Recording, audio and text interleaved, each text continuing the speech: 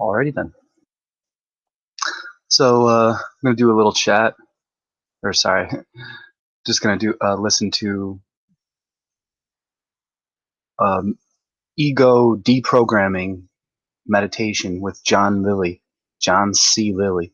If you don't know who John C. Lilly is, you should, and you should study him extensively.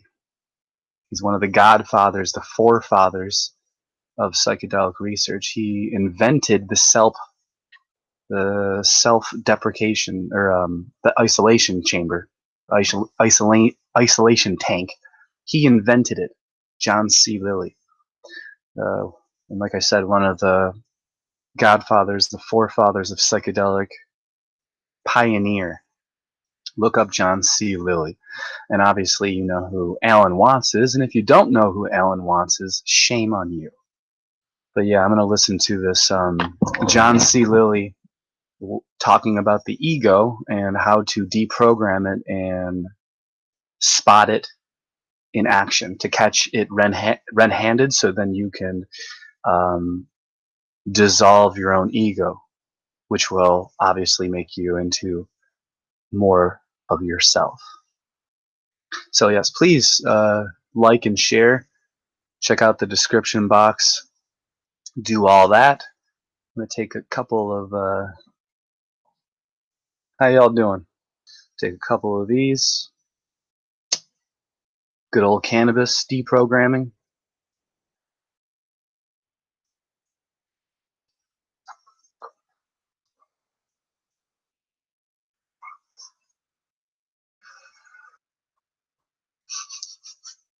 How are you all doing? And then after we listen to the John Lilly, how to deprogram your ego and how to recognize it, and talking about our egos, and then that'll be like the meditation, a little mini meditation. It'll be about 15 minutes, and then after that 15 minutes of talking about the ego with John Lilly, we'll listen to Alan Watson for about 6 minutes, and he'll talk about what to do now after you meditated, which you should be in the process of getting yourself into. It's not like a thing that you just do. Oh, I'm gonna go meditate. You just do it. You just do it. It's like you don't talk about it. You just do it. You just make a time where you're gonna sit down and do nothing. Just sit the fuck down, do nothing. Breathe. Listen to your breath. Let your thoughts go through your head like clouds in the sky. And then laugh at your thoughts as they go by.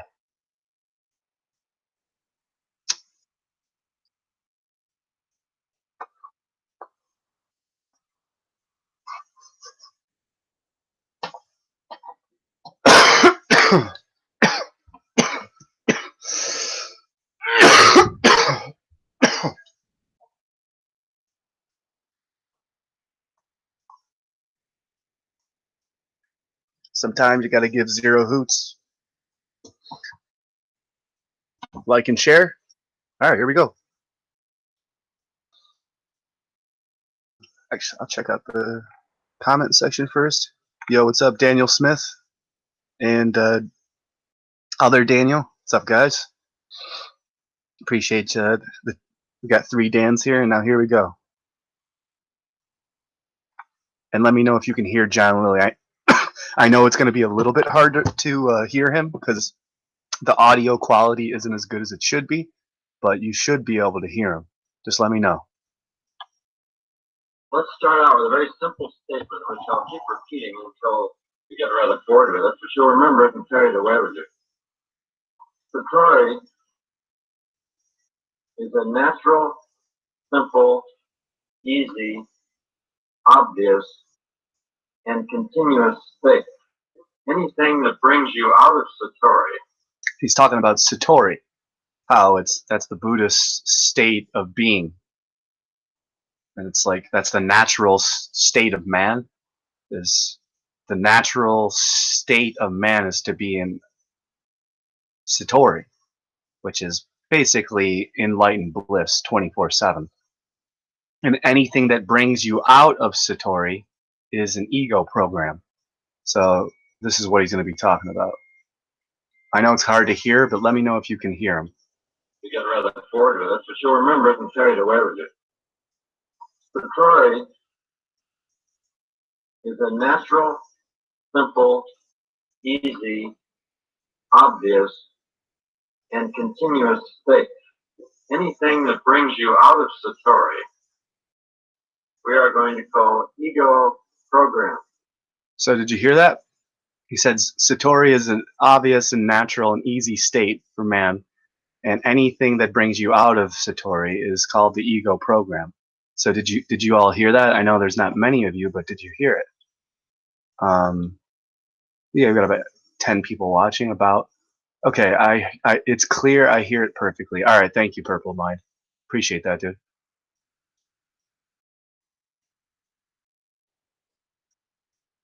Anything in you that's a downer program that takes you out of the natural, simple, easy, obvious state of and continuous state. Obvious and continuous, easy is a natural, simple. Satori is a natural, simple, easy, obvious, and continuous state. Anything that brings you out of Satori, we are going to call ego program. Anything in you that's a downer program that takes you out of the natural, simple, easy, obvious state of Satori, for purposes of discussion here, we're going to call ego or ego program. That's not the usual definition of ego that you're acquainted with. It's not the definition that the youngsters use when they say somebody went on an ego power trip, for example, or when the psychoanalysts talk about ego. These are different entities. In my terminology, we call these downer programs or ego programs. When you're in the natural, simple, easy, obvious state, and suddenly you're not in that state, you have to examine how you got out of this. What brought you down? And it's your responsibility, nobody else. You allow somebody else to bring you down, then you are faking. You are pretending that out there is a force that operates inside you. This is none. You are centered and grounded. Literally, it would be extremely difficult for somebody else to bring you out, short of hitting you over the head or some violent means. This is the whole basis of what I'm going to be saying today. I've already given you the talk now. Now we can go on and complicate it.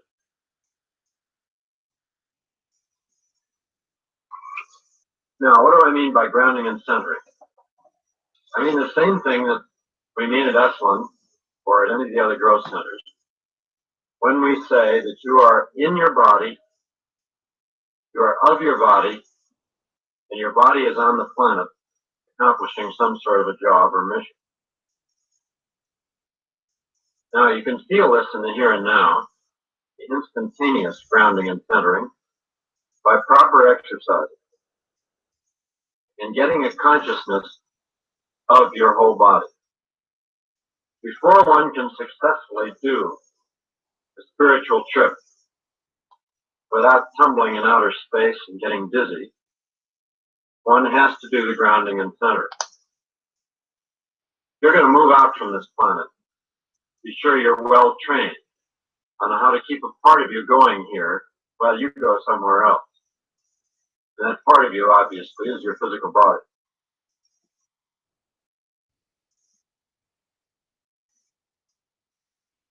In the disciplines that I've been exposed to, you really have to solve what in the old-fashioned terminology were called ego fixation. In the new terminology, we say these are the beginnings of the ego program, of the downer program. These can start anywhere in your life. When you were a child, you were threatened, the continuity of your body was threatened, or the continuity of your being was threatened.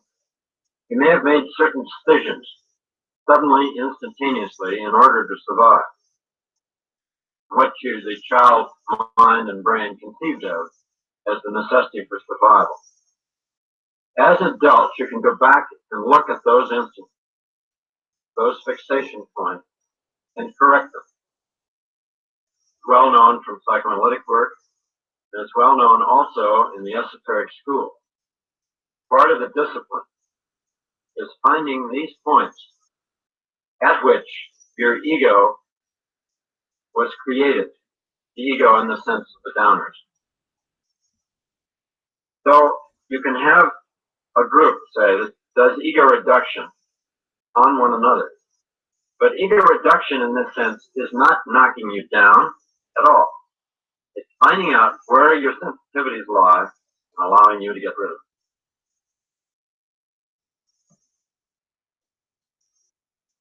Okay, now let's get to Satori itself.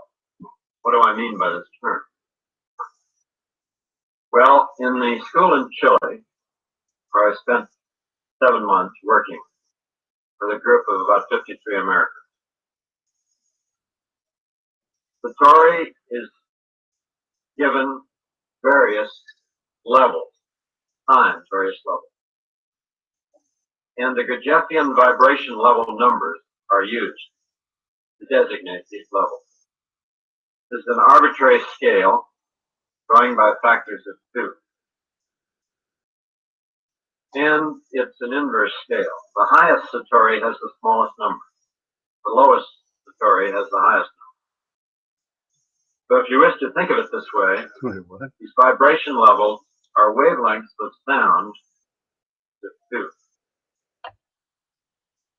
And it's an inverse scale. The highest Satori has the smallest number. The lowest Satori has the highest number. So if you wish to think of it this way, these vibration levels are wavelengths of sound in centimeters in air. So at the highest level of Satori is the shortest wavelength or the highest frequency. So Satori 3 would be 3 centimeter wavelengths of sound in air, and hence about 30,000 cycles per second. So we'll leave that analog. That's only one analog for the vibration level of Gurdjieff. We'll go on to the description of the Satori itself. So what we want to do is attenuate all the signals from the consensus reality, the body trips, and so on, to the lowest possible level, and so that we can then pay attention to the signals coming from these other places, from other people, from other species on this planet, from the other characters in the cosmos, whatever it is. And that's why I say you're limited by your concepts as to what you can do here. You can receive information, which is totally meaningless to you, because it's in dimensions that you haven't yet experienced. And the whole business of moving into these places and accepting them and then exploring them is a very difficult thing without the proper cognitional and computational equipment. He asked if you find yourself in -3 or -6, are there ways of getting out of it without a guide? I'd say you better have a guide. It's somebody who's really tuned in on this. I got into these places alone the first time, and it's I wouldn't advise the way I did it. It's kind of scary. Yeah. If you are capable of it, and you aren't completely shattered by being in this place, yes, you, by experience of having been there and you come out, you can do it again. If you have one experience with a guide, then you can do it again. But you have to start. The requirement is that you stay conscious, totally conscious all the time of what's happening. And the Sufis, for example, say you must reach levels of awareness, levels of consciousness. The awake man is one that goes through the negative experiences, stores it all in a conscious way, and remembers it.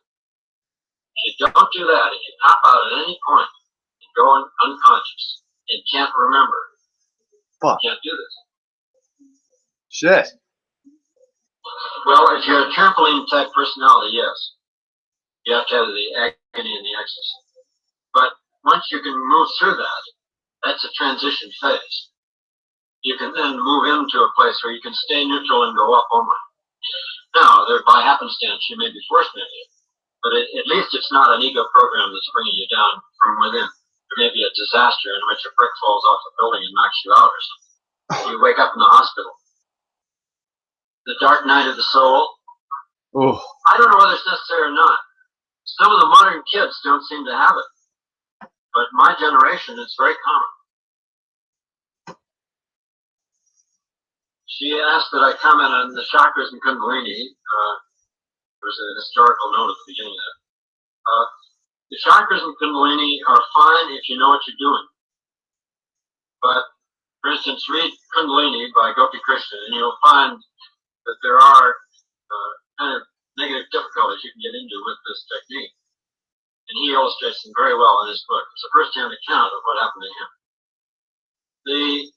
There are some things that go on in this biological self-programming system known as Kundalini. But again, I would prefer to have some additional theoretical structures over and above the Kundalini as an isolated thing. I don't think the Kundalini can exist, Kundalini approach can exist in a vacuum as a pure kind of thing anymore. We have to bring it in relation to all the others. Yes, what are the implications of what I'm saying for psychotherapy? I thought I made that clear. Mental health, in my view, is an ability to navigate in these spaces. If you don't have this ability, you need what used to be called psychotherapy, but with the view towards freeing you up so that you can navigate in these spaces. Psychotherapy is just another name for techniques for ego reduction, if you wish, in this formulation. Really, I don't know. I haven't died yet. What happens after physical death? I can give you a theory about what happens. In this formulation, the essence just pulls out and doesn't come back to the vehicle, that's all. Well, the so-called essential memories are taken out and kind of passed on somewhere else. The information that's been gained through that vehicle is not lost in this formulation. The incarnation fit into this formulation? Well, this is the formulation of reincarnation. Carrying it, as it were, you take out the essential memories out of the computer and put them over here somewhere else in another storage mechanism. Either human or non-human or, solid state, whatever. To whom are those memories now available? Other essences. The trouble is that they all depend on one another, and they depend on your attitude and how much work you're willing to put in. In Chile, each of us, gave up our jobs, went down there and spent all our time on it. Well, I was there working for 8 months, and the rest of the group were going on for 10. This is, 7 days a week. You're not thinking or doing much else but the trip. Now, half the group could afford this, the other half couldn't, so there's a kind of a mutual support that has to go on here. It's rugged to do this, but if you're going to do the kinds of things that we were trying to do, as it were, then you should devote this much time to it.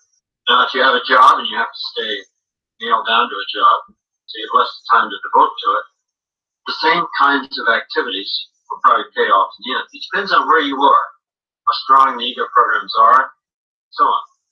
Each person is a special case.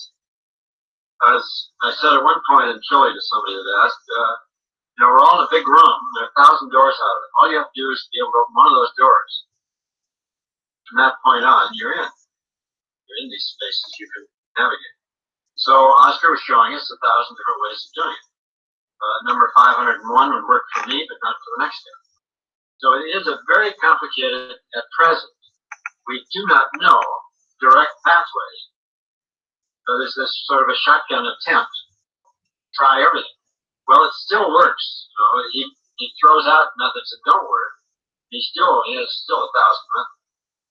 There are group processes, for example, which can get you into these states, as the Sufis and the dervishes have known for many years, hundreds of years. There are individual work, as the yoga has shown. And I don't want to get into too much of this because it's available. It's in the literature. If you read all the Sufi literature, especially the Book of the Dervishes, for example, you can learn some of the older terminologies, the older roots to these same spaces. I don't know of any modern broad book that catalogs all of these methods. And that's a lack in the present literature. Now, it's just a situation in which you have no explanation for why the person is able to be in these places. And you're given that person and you haven't really investigated. What you may find is that the people of talent have never been exposed to downer programs that have been embedded in their computer. They just brought through from childhood by luck or by design of the parents or whatever it is. They just have not absorbed this kind of program.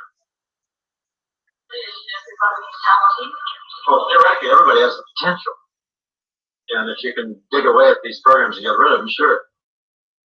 I expect to see this taking place in the next 10 years. It'll be very common. And we'll wonder what all the fuss was about. It all depends on your interpretation. That was not a bad trip. The two guides that I came on in 6, when I was very close to death, I was in coma for many hours. And my body was a painful place to be, so I left it, as it were. So, and these two entities said, you know, your body's okay. You can go back. Your time hasn't come to be here, but you can come back here anytime you want to. You know, they didn't say those words. They transmitted that information by whatever the information transmittal mechanism is on stage. Seems to be a direct read-in into the computer, as it were, without the use of words, by some sort of a coding mechanism that's much more basic at our verbal level. Positive and negative is what we put on them. There are entities. And there are neutral ones that we can make look evil or make look super good. When I was 7 years old, these two guys, I clothed in the typical Catholic angel kind of thing. And they wrapped their wings around me and all that because I was a little guy and I was frightened. But when I was 21, they became just points in a well-lighted, loving space. Projection from your ego is broken on and what you think is positive. It could still be a projection. It could still be a program in my computer creating as if. However, it doesn't have that feel. When you're there, you have this absolute certainty that this is a reality outside yourself and that you're not creating it. Now, this may be an illusion too. I don't know. She's talking about the positive and negative bothering her. It's a dichotomy. But it's a dichotomy that's built into our computer. There are systems in our brain, for instance, which when stimulated, give rise to subjective feelings of pain or fear or anger.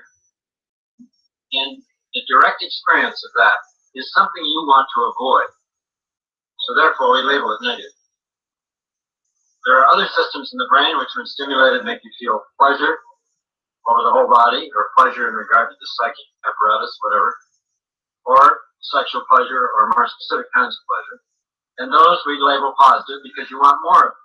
You get attached. The position that you have to get into with the Satori's is that you neither have aversion, negative, view of them, nor are you attached to them, or you can't get there. In other words, you have to start in 48 and then move into these areas. And then you have the experience of a positive thing. But it's not the desire for the positive thing that gets you there. Is that clear? This is the old stuff. This is in Patanjali, it's in all the yoga texts, and so on. Detachment is the way they call it. We say neutral. Okay? Not much. I'm definitely neutral. Well, you have to know the state exists and work on it and find out where you're attached and where where the aversions are and where the attachments are. You can check off, say, all of the treasure of this particular trip, ownership, and all this sort of thing. But eventually, you can get back to that and say, okay, that's the game you have to play here. This business of throwing away property and so on is nonsense when you're finally are fully developed. You don't need to do that. And you may have to do it as a transition thing in order to teach yourself what you really desire, what your meta desires really are. But now in this process, another thing that is happening that is very important is that you're breathing. And as you start meditation, you allow your breath to run just as it wills. In other words, don't do at first any breathing exercise, but just watch your breath breathing the way it wants to breathe.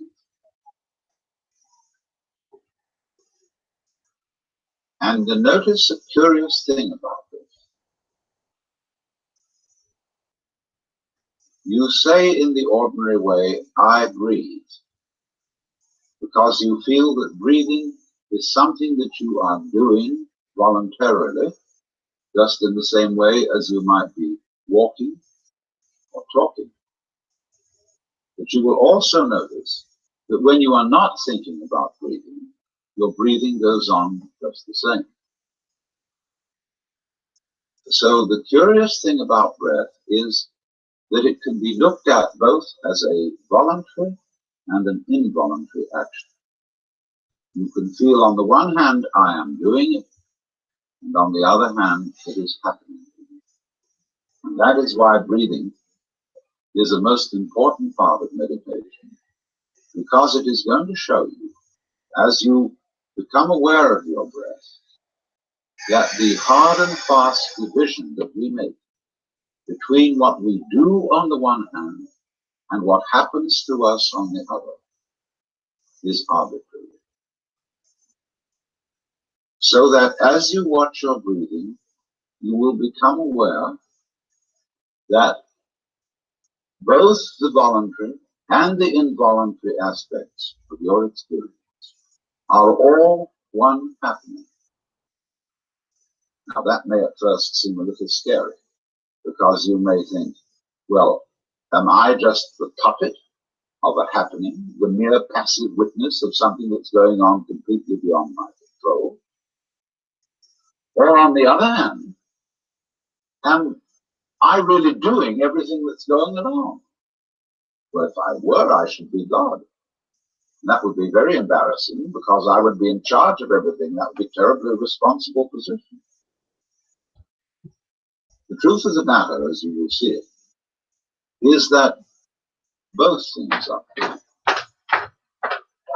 You can see it that everything is happening to you, and on the other hand, you're doing everything. For example, it's your eyes that are turning the sun into light.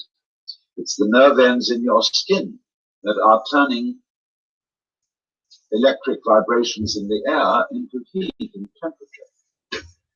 It's your eardrums that are turning vibrations in the air into sound. And in that way, you are creating the world. But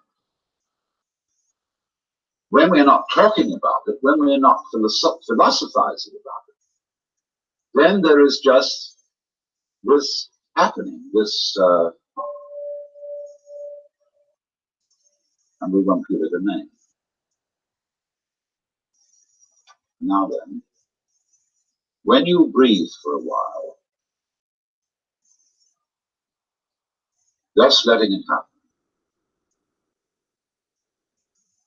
and not forcing it in any way, you will discover a curious thing, that without making any effort, you can breathe more and more deeply.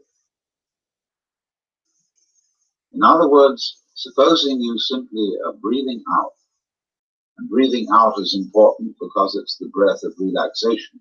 That's when we say, "Phew," and heave a sigh of relief.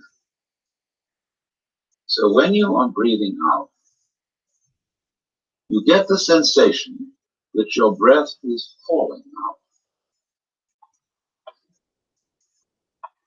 Dropping, dropping, dropping out, with the same sort of feeling you have as if you were settling down into an extremely comfortable bed. You just get as heavy as possible and let yourself go. You let your breath go out in just that way. And when it's thoroughly, comfortably out and it feels like coming back again, you don't pull it back in, you let it fall back in, letting your lungs expand, expand, expand, until they feel very comfortably full. And you wait a moment and let it stay there, and then once again, you let it fall out. And so in this way, you will discover that your breath gets quite naturally easier and easier, and slower and slower, and more powerful. So that with these various aids, listening to sound, listening to your own interior feelings and thoughts, just as if there was something going on, not something you're doing, but just happenings, and watching your breath as a happening that is neither voluntary nor involuntary. You are simply aware of these basic sensations. Then you begin to be in the state of meditation. But don't hurry anything. Don't worry about the future. Don't worry about what progress you're making. Just be entirely content to be aware of what is. Don't be terribly selective, particular, say, I should think of this and not of that. Just watch whatever is happening.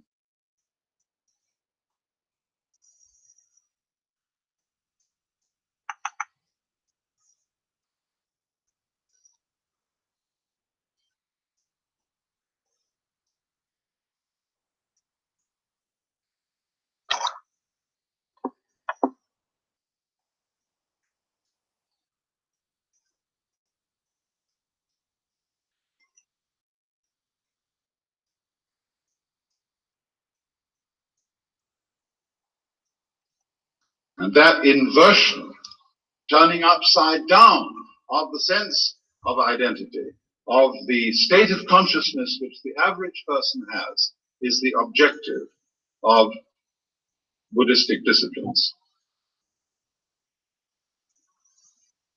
The method of teaching something in Buddhism is rather different from methods of teaching which we use in the Western world. In the Western world, a good teacher is regarded as someone who makes the subject matter easy for the student. A person who explains things cleverly and clearly. So you can take a course in mathematics without tears. In the Oriental world, they have an almost exactly opposite conception, and that is that a good teacher is a person who makes you find out something for yourself. In other words, learn to swim by throwing the baby into the water. There's a story used in Zen about how a burglar taught his child to burgle. He took him one night on a burgling expedition and locked him up in a chest in the house that he was burgling and left him. And the poor little boy was all alone, locked up in the chest. And he began to think, how on earth am I going to get out? So he suddenly called out, fire, fire! And everybody began running all over the place, and they heard this shriek coming in from inside the chest, and they unlocked it, and he rushed out and shot out into the garden. And just then everybody was in hot pursuit, calling out, thief, thief. and he went by a well. He picked up a rock and dropped it in the well. And everybody thought, the poor fellow has jumped into the well and committed suicide. And he got away. He got home, and his father said, congratulations, you have learned the art. So do you see, William Blake once said, a fool who persists in his folly will become wise. And so the method of teaching used by these great Eastern teachers is to make fools persist in their folly, but very rigorously and very consistently and very hard. So then, if I may now, having given you the analogy, the image, let's go to the specific situation. Supposing you want to study Buddhism under a Zen master, what will happen to you? Well, first of all, let's ask the question, why would you want to do this anyway? I mean, I can make the situation fairly universal. It might not be a Zen master that you go to. It might be a Methodist minister. It might be a Catholic priest. It might be a psychoanalyst. But what's the matter with you? Why do you go? And surely the reason that we all would be seekers is that we feel some disquiet about ourselves. Many of us want to get rid of ourselves. We can't stand ourselves. And so we watch television and go to the movies and read mystery stories and join churches in order to forget ourselves, in order to merge with something greater than ourselves. We want to get away from this ridiculous thing locked up in a bag of skin. So I have a problem. I hurt. I suffer. I'm neurotic, or whatever it is. And one goes to the teacher and say, my problem's me. Change me. Now, if you go to a Zen teacher, he'll say, well, I have nothing to teach. There is no problem. Everything's perfectly clear. You think that one over. You say he's probably being cagey.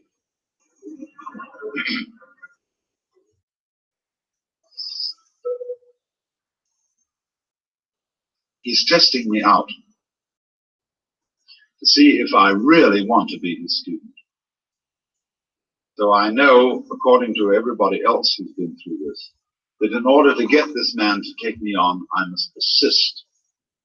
Do you know our saying, anybody who goes to a psychiatrist ought to have his head examined?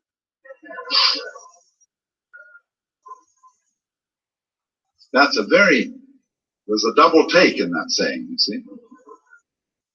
So in the same way, anybody who goes with a spiritual problem to a Zen master defines himself as a nut. And the teacher does everything possible to make him as nutty as possible.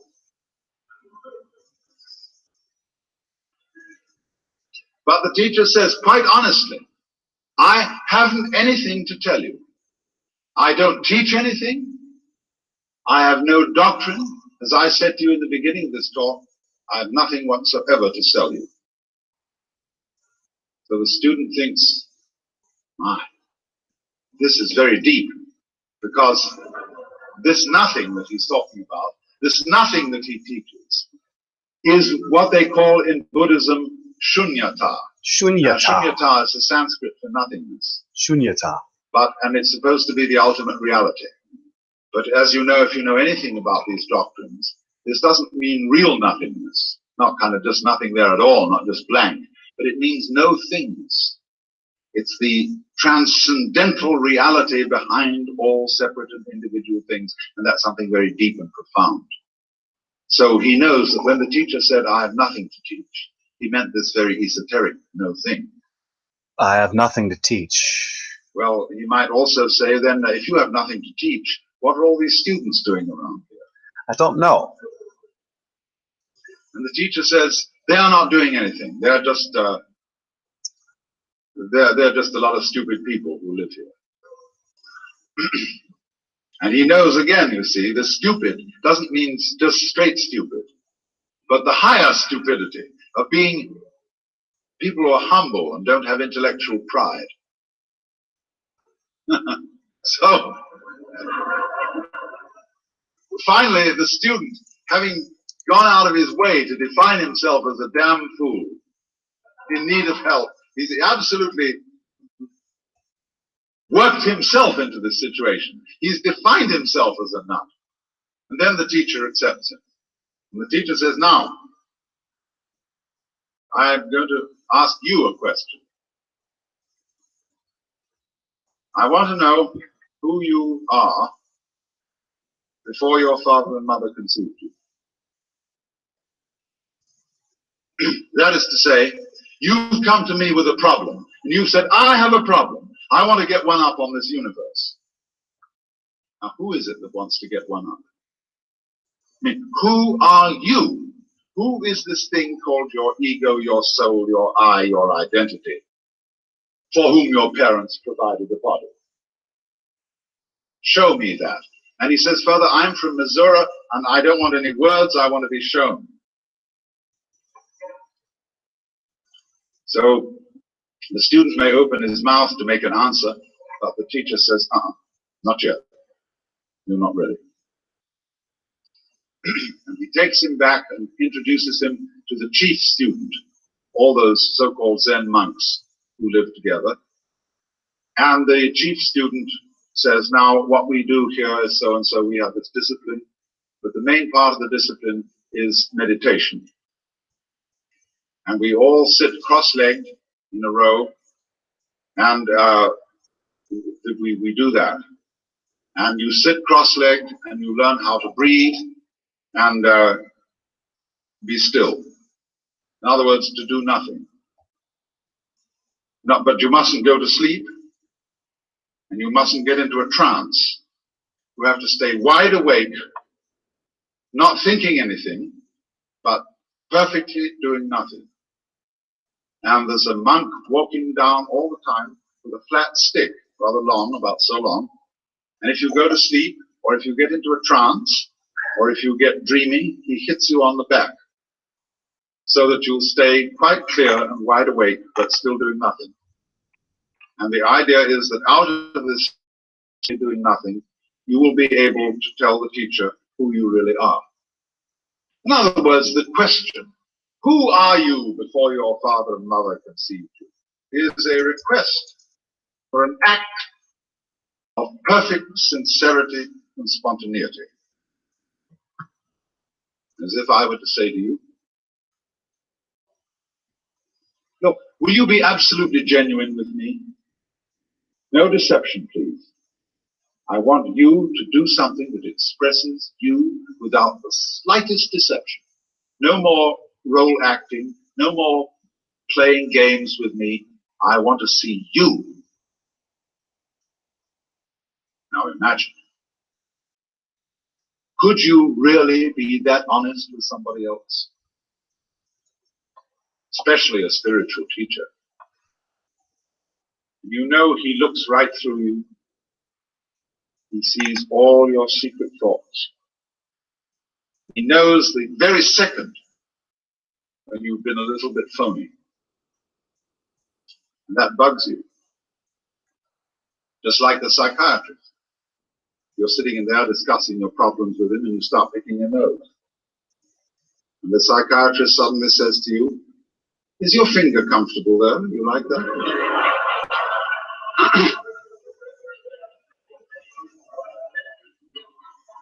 And you know your Freudian slip is showing. What do fingers symbolize? What do nostrils symbolize? Uh-oh, uh-oh. And then you quickly put your hand down and sort of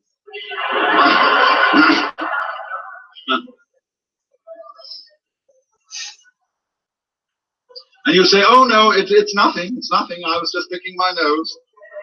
And the analyst says, oh really? Then why are you justifying it? Why are you trying to explain it away? He has you every way you turn, you see. Well, that's the whole art of psychoanalysis. And it's Zen, it's the same thing. In other words, when you're challenged to be perfectly genuine, it's like saying to a child, now darling, come out here and play, and don't be self-conscious.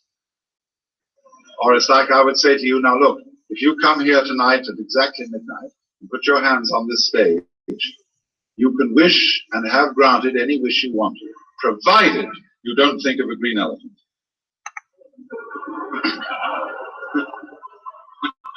And so everybody will come, they'll put their hands here, and they will be very careful not to think about a green elephant.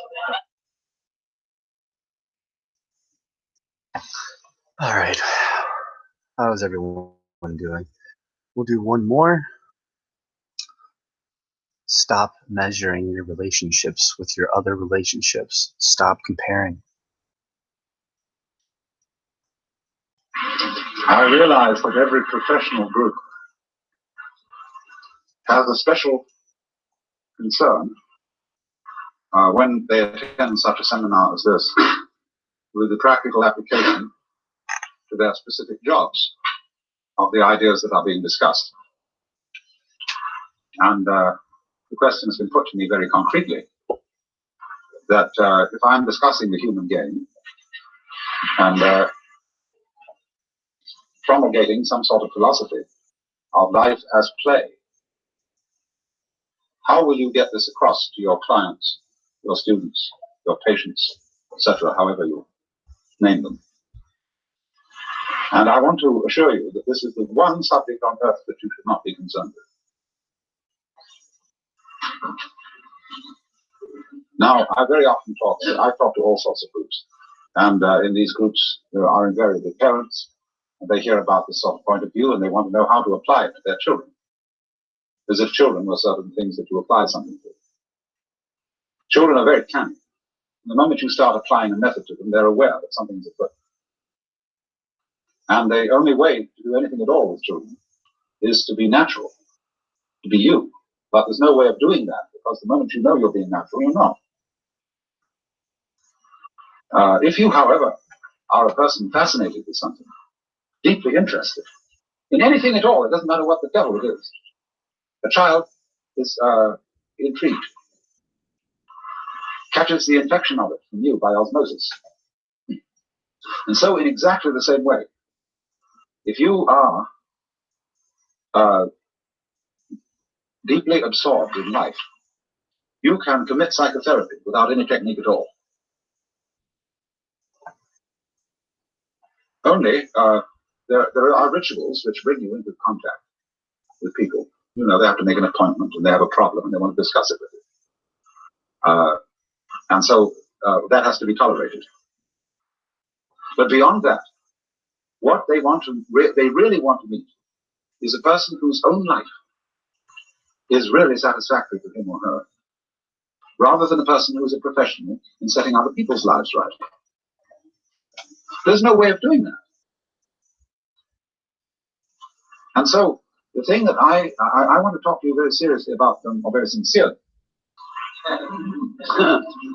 about certain things that seem to me important in the life of anybody in your position, and certain things that are ordinarily quite out of the bounds of psychiatrists and psychologists' discussions. Speaking quite frankly, the thing that oppresses me in my constant contact with psychotherapeutic circles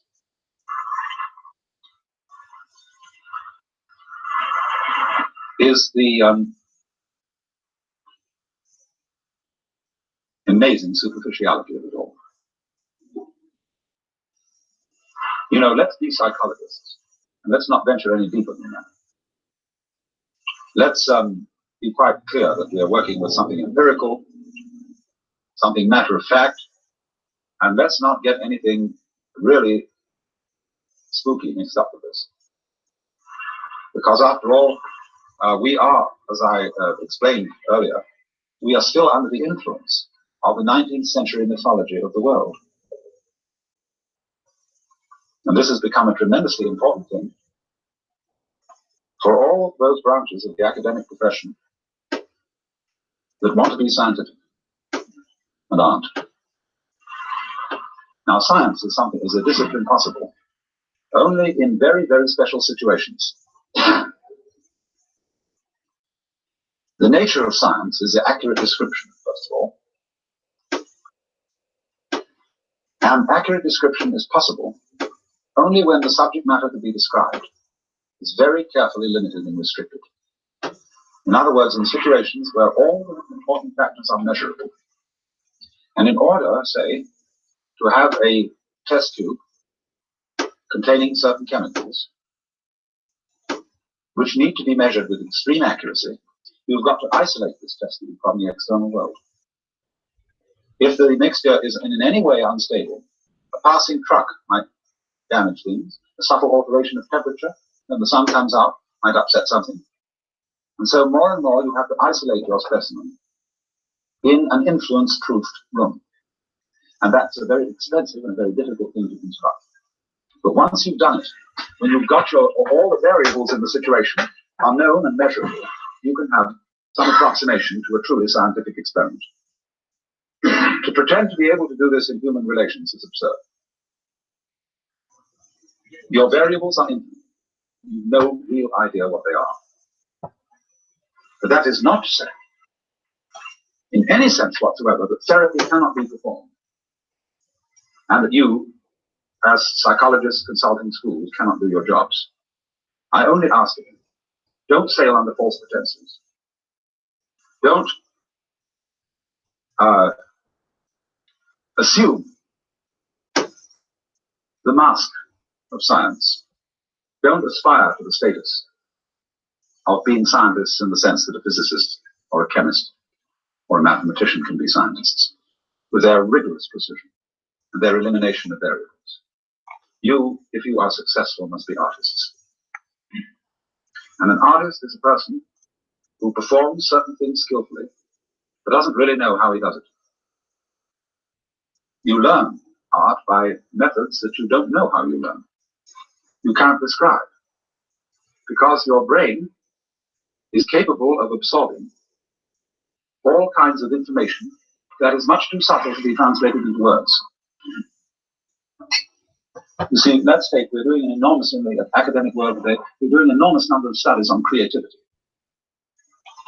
How do we get creative people? Couldn't we somehow pin this down and try and analyze and specify the factors which lead to creativity in engineering, in inventive work, in psychology, anything you want? Well, it's fun doing that. It's all right to analyze creativity and see if you can make any sense of it, but you won't. But that doesn't deny the fact that creativity exists and can indeed be stimulated. Creative people can stimulate creativity in others by osmosis, by exposure. And so, as a form of creativity, also the power of psychotherapy can be learned, provided you do not pretend it is a science and that there is a specific method for learning it. It can be learned, provided you expose yourself to a therapeutic person.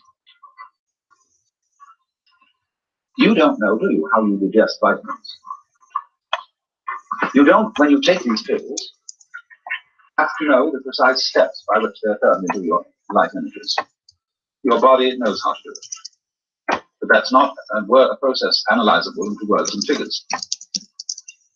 So in exactly the same way, through certain kinds of human contact with people who have the gift of therapy, you can absorb their wisdom like you absorb the virtues and vitamins. But don't be anxious about it and try to define the whole thing. I remember when I was a little boy, I once thought the idea that I would write a book which would pass down all knowledge to a subsequent civilization that would know nothing about us. And the first thing I had to do was to write down how the letters of our alphabet were pronounced. Figure that one out. I made a way of saying how A was pronounced, but I had to use A to show how A was pronounced. And that is an epitome of the problem that we have.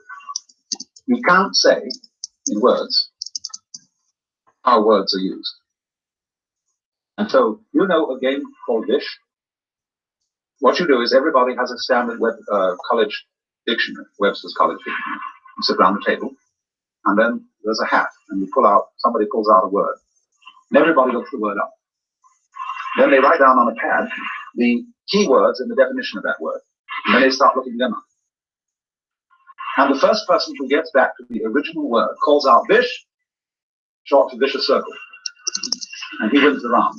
And the referee, who's always a referee, he decides whether you worked fairly, whether you didn't take an illegitimate shortcut. You know, like looking up and or something like that in the definition. You have to look up a key word. Because so long as a dictionary doesn't include pictures, all it does is define words in terms of words. It never makes the bridge between words and the physical universe, which Korzybski so delightfully called the unspeakable world. So fascinating. Unspeakable also means it's reputable. The world that is not academically respected. Do you know that in the recent controversy at Harvard about the experiments with psychedelic drugs, some member of the Department of Social Relations actually said, no knowledge is academically respectable knowledge unless it can be expressed in words. Completely throws out the football team. You know, did you ever hear of the football team doing a thesis on how to play football? Obviously not. Because that's something that has to work. Notice too in the academic world that all subjects which are effete are studied in terms of their history. When you start studying mathematics, you do not study the history of mathematics as the initial course, but history of philosophy, history of religion is the start-out course in these topics. Medicine, you don't start studying the history of medicine until you're in graduate school. History of science is a graduate school subject. History of psychology. Whenever you think the subject is practical, you go right into doing it, rather than being historical about it. But the point simply is that you cannot pretend to be scientific and to adopt the gestures and attitudes and postures of scientists about things that are arts and that require a certain kind of personal magic, profundity, or whatever to carry them off. And so I would say that the thing that affects me and depresses me about the whole world of psychiatry, psychology, and psychotherapy is a certain extraordinary lack of depth, and almost bending over backwards not to encounter anything profound, because that would expose us to the charge of mysticism or some other bugbear. But this is quite fatal, because what your patients are concerned with is profound things. Have you ever looked into the literature on the relation between psychotherapy and death? You will find a lot of blank pages. There's hardly anything about it. I know of 2 books, and I don't know how many articles. I'm not in the habit of reading articles very much, but so far as books are concerned, I know about 2 books outside of the work of Freud, where he discusses death wishes and so on, and outside the work of Jung, who has said that he regards his kind of psychotherapy, in particular, as a task for the second half of life in which a person prepares for death. But by and large, ordinary psychotherapeutic work ignores the subject. Likewise, the whole orientation of medicine to death is one where death is a misfortune. It's not allowed to happen. Doctors don't prepare people to die. When somebody is in a state of terminal cancer, all their friends come around and say, cheer up, boy, you'll be all right in another 2 weeks, and we'll be back and having a beer again, or we'll go out to the country, and we'll be back at work, love to see you in the office once again. This person knows jolly well we're going to disappear within a couple of days. And knows this, and feels the strange mockery of his friends' unwillingness to accept this, therefore a lack of genuine human relationship. And so the physician is embarrassed in a way that maybe a priest is not embarrassed. And somebody says to him, listen, I am sick of being ill. I want to die. I want to stop all this stuff being fed into my veins, and I want to be through. And the doctor in his role can't say, of course, that's perfectly understandable. And insofar as the psychotherapist takes his cue from medical role playing, he can't say to a person, all right, you should die. I think it's a good thing. A very wise man once said, this was Ananda Kumaraswamy, I would rather die 10 years too early than 10 minutes too late. There's a time to die. And dying should be one of the great events of life, like birth and marriage, graduation, anything like that. No, all cultures have had the rites of passage. But in our culture, death is a very strongly repressed event. We call it passing away. And our morticians, who call themselves that instead of undertakers, make up bodies in the mockery of the beauty sleep. And they have a kind of oily, unctuous, avuncular approach, which is extremely beastly. And they make a huge racket out of the whole thing. You know, the fantasies about Forest Lawn, which is the epitome of all this kind of thing. Henry Miller's one, I was quoting to someone at dinner, where he says, swallow a dozen vitamins and throw anything down the hatch. If that doesn't work, see a surgeon. If that doesn't work, get a Hollywood funeral. They're the duckiest, cutest, craziest funerals in the world. You can have your beloved embalmed and sitting on a couch, reading something edifying like the Bhagavad Gita and smoking a cigarette. Cigarette guaranteed not to rot away before the lips of the buttocks. Oh, death, where is thy sting? Oh, grave, where is thy victory?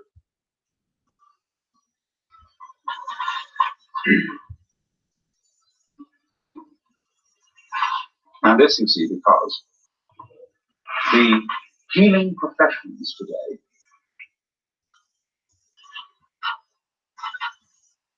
are working on the basis, the metaphysical basis, of that 19th century scientific mythology, that this world is nothing but a mechanism. And that when you're dead, you're dead. As people love to say and lick their tongue around, as if that really said anything at all. And so what we are reduced to is, on the matters on which we are fundamentally embarrassed, we carefully keep silence. We have no answers about that. We'd rather not talk about it. It's a thing people are fundamentally fascinated with. Now, you can rationalize all you want and say that questions about the ultimate meaning of the universe have no meaning. You can be as logical positivist as you please, but that will never quash the questions. And a person who doesn't somehow have a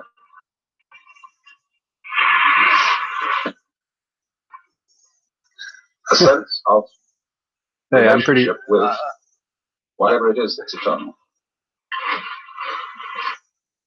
You thought I was talking at first? Brazilian goddess? No. My mouth has to be moving in order. I'm not a ventriloquist, so I can't do that. I can't speak without. I mean, I can try. I can try to speak without moving my lips, but pretty hard.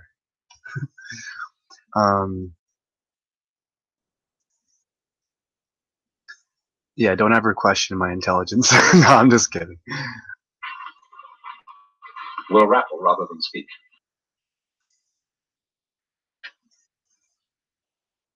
And so I would say to you, talking frankly here tonight, that the most important thing for any kind of psychologist or therapist is not religion in the old sense of this word, because religion is something in our world partisan.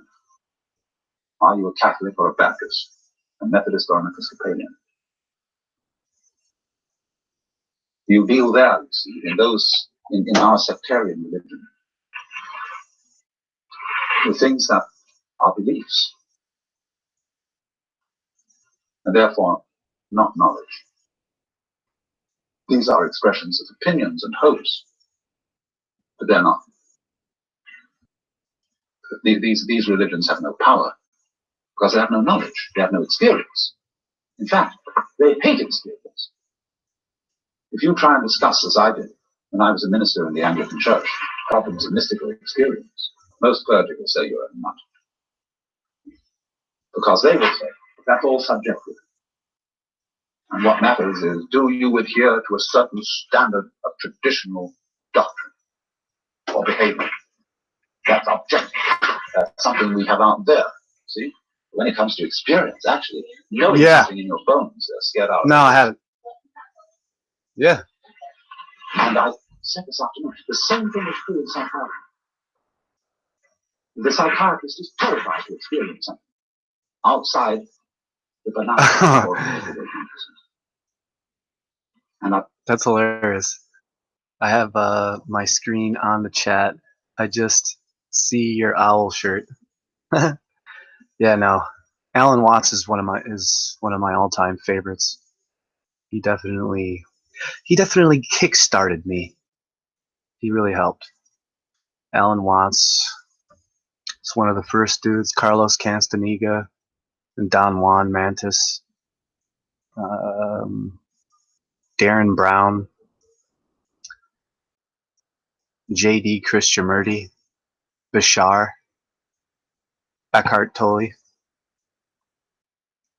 I mean, I can go on and on. Terrence McKenna, Robert Anton Wilson. The list goes on and on and on and on. Manly P. Hall.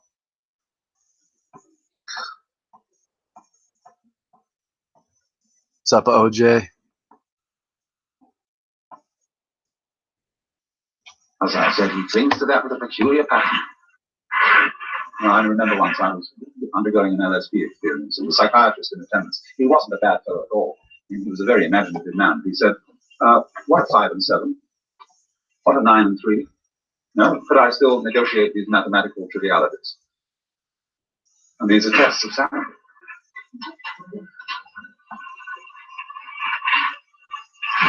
Now, I don't want to deride that completely, because anybody who explores into worlds beyond the everyday world should be able, ideally, to come back with an account of what he's seen.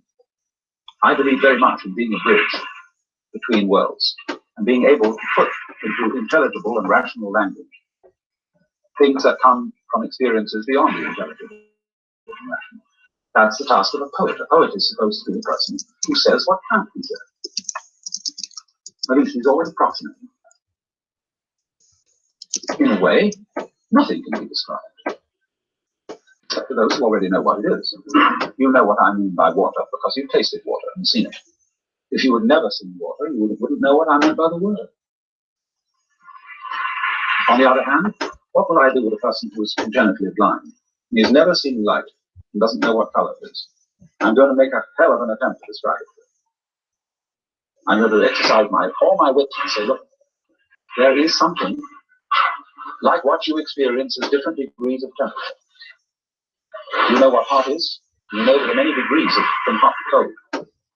Now there's something else like that. We talk about hot and cold colors, reds and blues.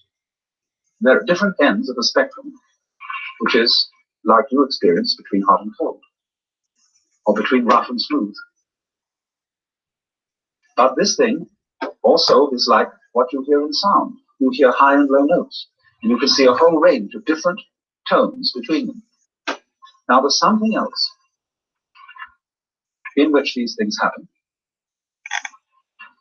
and it's a sense you don't have, and so I can't tell you directly, but it's like all that, and I can really work on it. Give him an idea of something else. He won't get it directly from my book.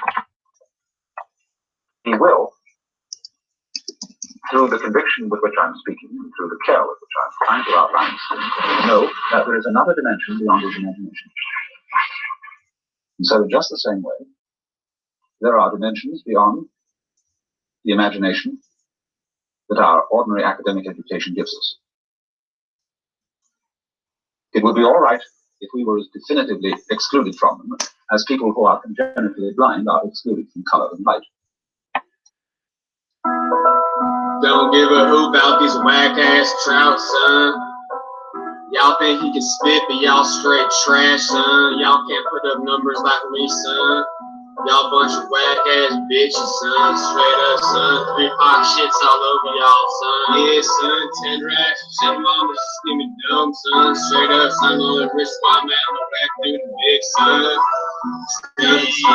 Oh, yeah. Let's fuck up some trout. Yeah. Let's fuck up some trout. Yeah. Let's fuck up some trout. Yeah. Let's fuck up some trout. Yeah. Get chill, I get bread. Get chill, I get bread. Get chill, I get bread. Get cheap, I get yeah. Let's fuck up some trout. Yeah. Let's fuck up some trout. Yeah. Let's fuck up some trout. Yeah. Let's fuck up some trout. Yeah. Get chill, I get bread. Get chill, I get bread. Get chill, I get bread. Get cheap, I get bed. I go back, Cadillac, get the girl, back to the sad, big cheeks, and that's a brand. That's what I call it, a super bad. Been getting shit, been getting dough.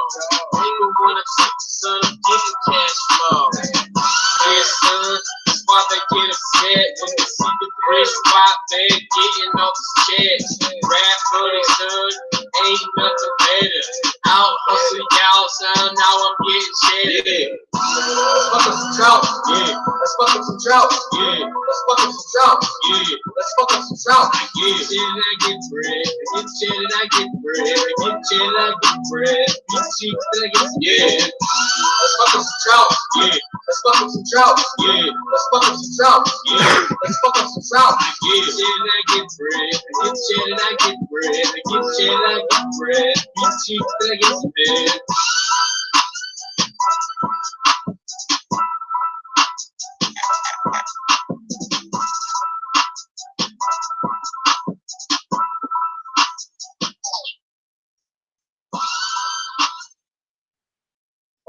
What's good, son? I've been seeing them haters, son. Straight up. I've been at getting flapjacks. My who bunk beat about that horse shit, son. So I'm fucking big boss in the game, son. I can beat your mama's cheek, son.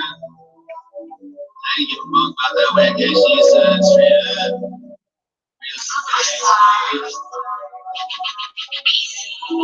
Yeah, yeah.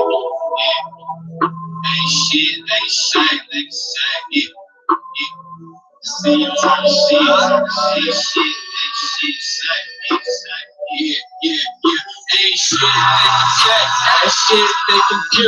I'ma keep on hustling and giving zero. I'ma keep on hustling and giving zero. I'ma keep on hustling and giving zero. Ain't shit they can say, ain't shit they can do.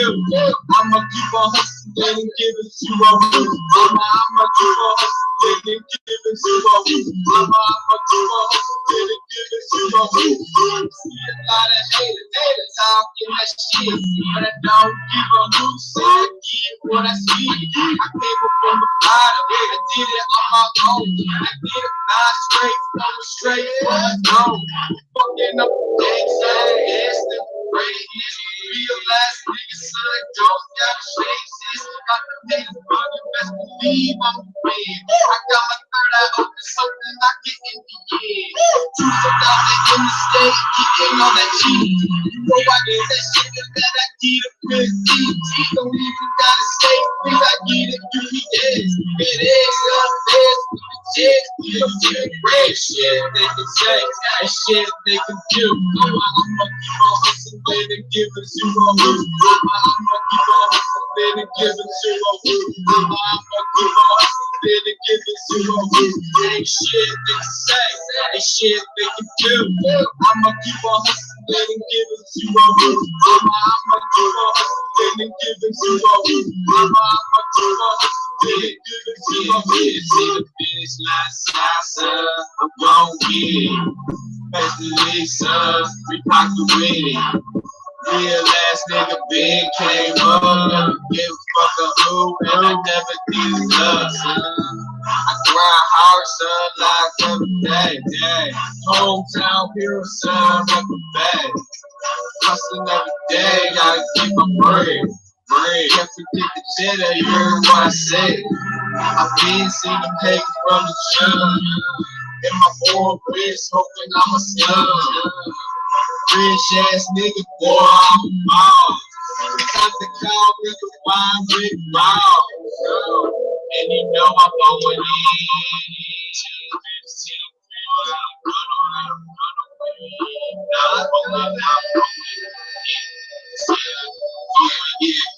Ain't shit they can say, and shit they can do. I'ma keep on hustling and giving zero room. I'ma keep on hustling and giving zero room. I'ma keep on hustling and giving zero room. Ain't shit they can say, ain't shit they can do. I'ma keep on hustling and giving zero room. I'ma keep on hustling and giving zero room. I'ma keep on hustling and giving zero room.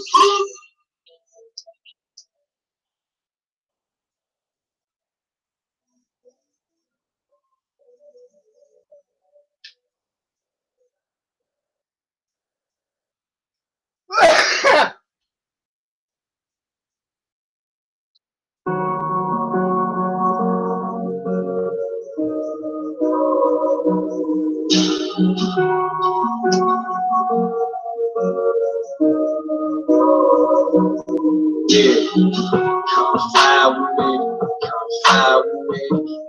Anywhere you wanna go is where we can be. Come fly with me, come fly with me. Take it to the top, girl. Can you see? Come fly with me, come fly with me. Anywhere you wanna go is where we can be. Come fly with me, come fly with me. Take it to the top, girl. Can you see? I can take you anywhere you wanna go, girl. Hit the beach and we can find some pearls, girl. Go outside and scope out the squirrels, girl. We can have the best time that we ever had. Yeah, we don't even have to have sex. We can hold hands and have a good time. We can just talk. We can be friends. But at the end of the night, I might want to have sex. Cause I think you're hot, and I have a big wiener. And I'm gonna put my wiener inside of your vagina. And it's gonna all make sense. Yeah, come fly with me, come fly with me. Anywhere you wanna go is where we can be. Come fly with me, come fly with me. Take it to the top, girl. Yeah, see, come fly with me, come fly with me. Anywhere you wanna go is where we can be. Come fly with me. I get the cheddar, I get the bread. Yeah, you see, yeah, girl, you know I know what's good. You know I'm the only white nigga in the neighborhood. I get the cheddar, I get the bread, I get a pop. I dodge the red and blue, talking about the flow. That's the flow for a way song. Open up the dome, baby, you know I'm on. Bottom to the top, till I rose up. Can't talk shit, haters and they froze up. See me out, and they like, dang, why can't I be like the white nigga getting checks when he is asleep? Yes, sir. I don't give a squat about shit, son. We learn the game from the jump, son. Yeah, let's go. Swat! Swat! Swat! What it do? Swat! Swat! Swat! What it do? What it do? I don't give a squat. I don't give a get the girl wet, like the morning dew. She gon' give me that, go text the FedEx. Getting high, then out every sun, that's the bed. Spot man Bruce Willis, it's going down like shot clock. Crunch time, hustling, I got 4 thoughts. Better high, so wet I need a mop. Took the back, seat the crib, other one there was box. I'm all about my business, I'm a cheddar thing. Drop top 6, custom chrome with the cream. For the CHG, my gang, I'm a bad. 0 rules, running shit, opposite of my swat. Swat. Swat. What it do? Swat. Swat. Swat. Yeah. Go. What it do? What it do? smoking on a zipper to a dead. BP set up the cups, let's play. I be from the bay, 408 zone. Come and get me, boy. I'll bust your dome. Fuck you up, you ain't about shit. I be that white nigga, I be hitting licks. I be moving bricks, flipping by the pound. Boss life, little son, it's going down. Swat, hoop, swat, hoop. What it do? Swat, hoop, swat, hoop, swat, hoop. What it do? What it do?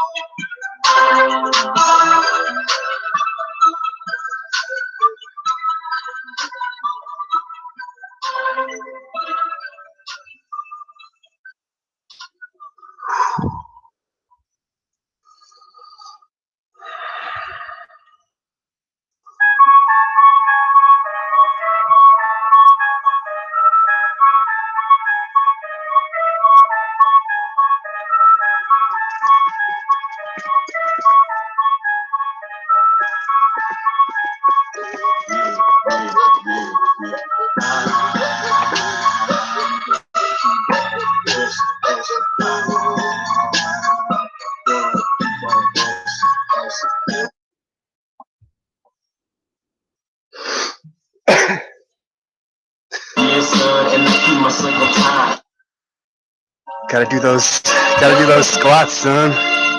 Gotta get those gains, son. I need my friends. I need my friends.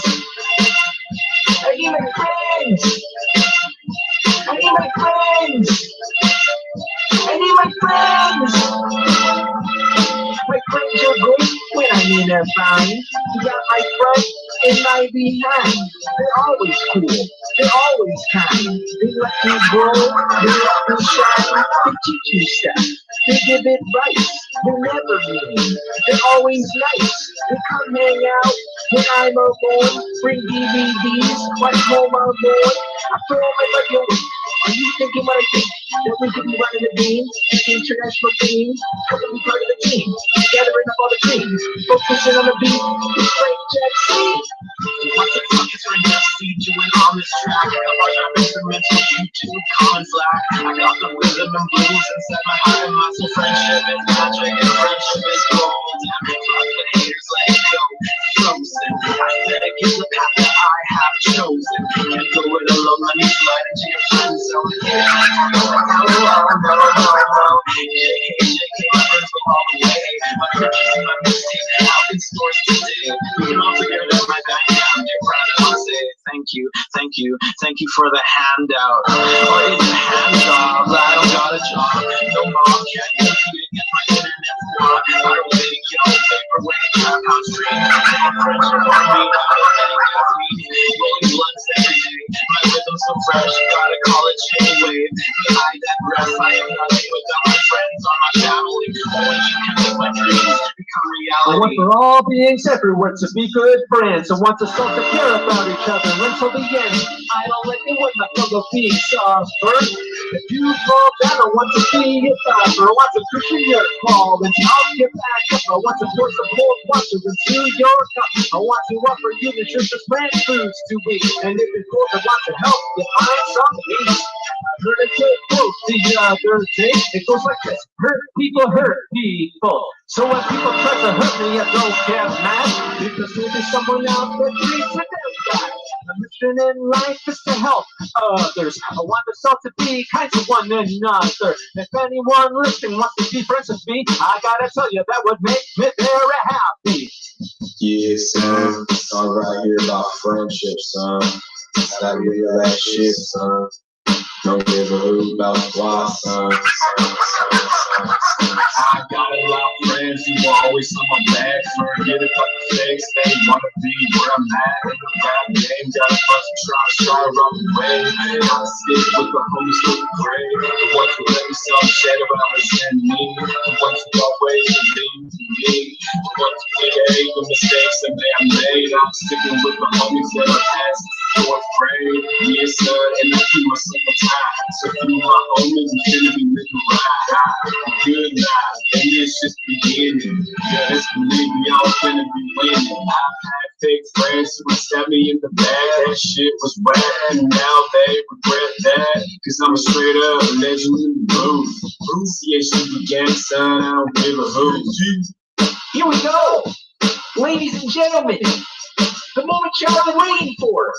Stepping up to the mic, it's one and only, No. No? No, I don't know. I'm not rapping on your mixtape. Why you wanna rap Because I'm not here to rap on your mixtape. I'm sure I don't rap on your mixtape. Please stop me, please. Stop me. Okay. Why don't you want to rap on my mixtape? I just don't want to. It's been really annoying over the past few months with you recording this mixtape, bringing all these weirdos in here, playing all these beats, rapping out loud, taking up this room where I have to do reviews in order to pay the rent. So